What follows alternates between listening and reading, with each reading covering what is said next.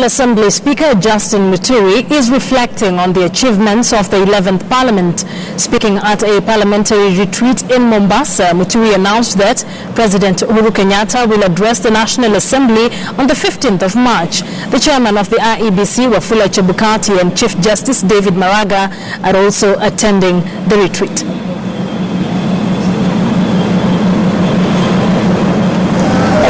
For purposes of Parliament, wanted to hear from the office of the Attorney General, because what the judiciary will decide that this law is not good, it's not decided for Parliament to go and it's for the Attorney General to pick it up, take it before Cabinet and say, look, this law we took to Parliament, it has been found to be unconstitutional, make decisions. Do we amend? Do we repeal? Approach Parliament. So in fact, I want to suggest that at our next opportunity, we find time to have an engagement with the Attorney General. But today, we are lucky that the Chief Justice, the head of the Judiciary, and the President of the Supreme Court kindly acceded to our request and invitation to come and share with us his thoughts and insights into how this relationship works and could work better and be improved. It's therefore my singular honor to therefore invite His Lordship, the Chief Justice of the Republic of Kenya, the President of the Supreme Court, the Honorable David Maraga.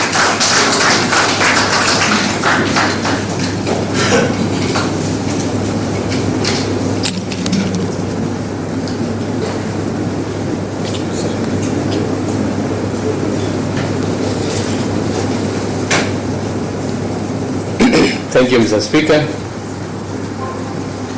Mr. Speaker, leader of majority and minority, I'm told that one of the minorities is not in this gathering.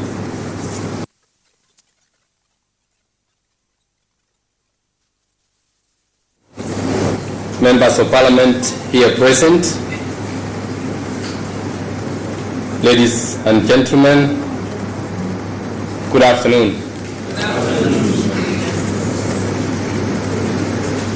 I'm happy and I should consider it an honor that I should get this opportunity to address the honorable members of Parliament and particularly the leadership of the National Assembly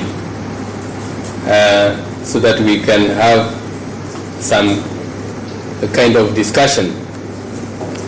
This conference is indeed a timely one, as the relationship between the judiciary and the legislature in our fledgling constitutional democracy is facing more scrutiny than ever before.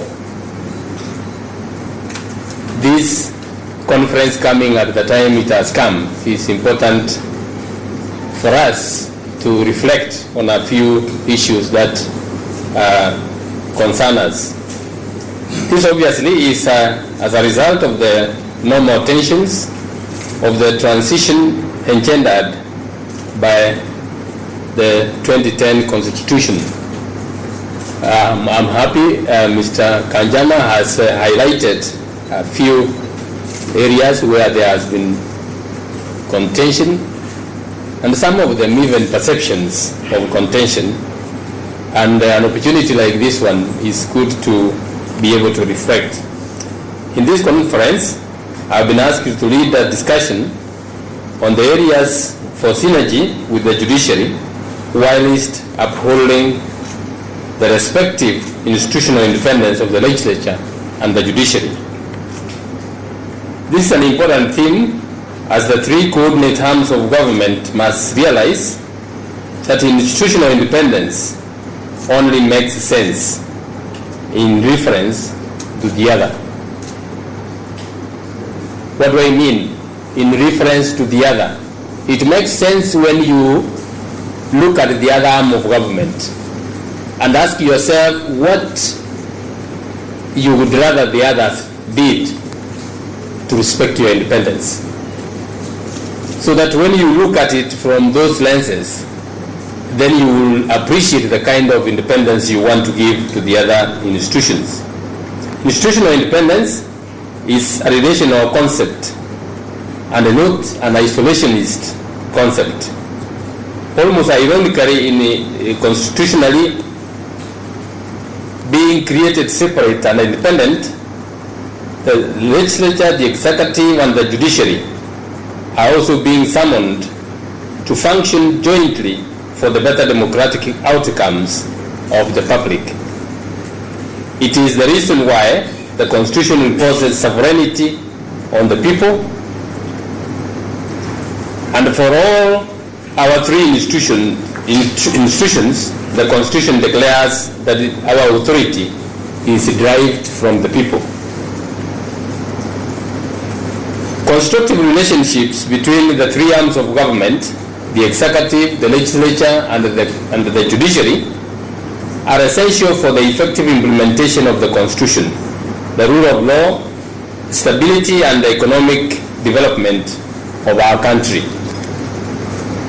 Since our Constitution came into force in the year 2010, the character of these relationships has changed significantly. Interdependence and linkages between the judiciary and the other arms of government. Mr. Speaker, the relationships that we have witnessed in the past shows a great and marked change in the new Constitution. One of the major challenges which Kenya has to contend with since the promulgation of the Constitution in 2010 is the hangover from the British parliamentary system. As you know, our constitutional architecture is not premised on the British Constitution. The British Constitution is one of parliamentary supremacy, as opposed to ours, which is constitutional supremacy.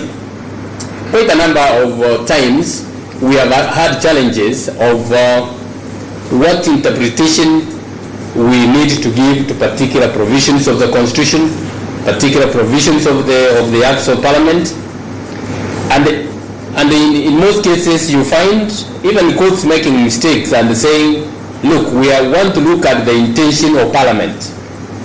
That may be very well so, you can't ignore that. But at the end of the day, the overarching principle is one of the constitutional principle that governs that legislation.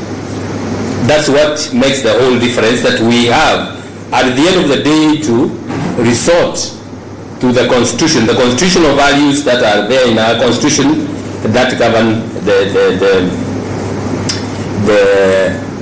interpretation of various constitutional and even statutory provisions in our law.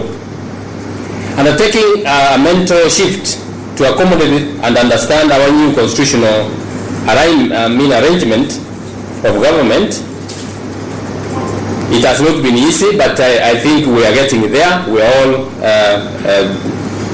coming back to the very fact that ours is a parliamentary system which is modeled on the constitutions of the US, South Africa, Canada, and other countries which have also constitutional systems. Achieving a good working relationship between the three arms of government must begin with a recognition and appreciation of the radically new philosophical underpinnings, as well as consequential structural and operational imperatives that the new Constitution has created. Popular sovereignty has replaced parliamentary sovereignty. The executive no longer sits in the legislature. Judicial authority is derived from the people, and the executive and the legislative powers have been diffused. This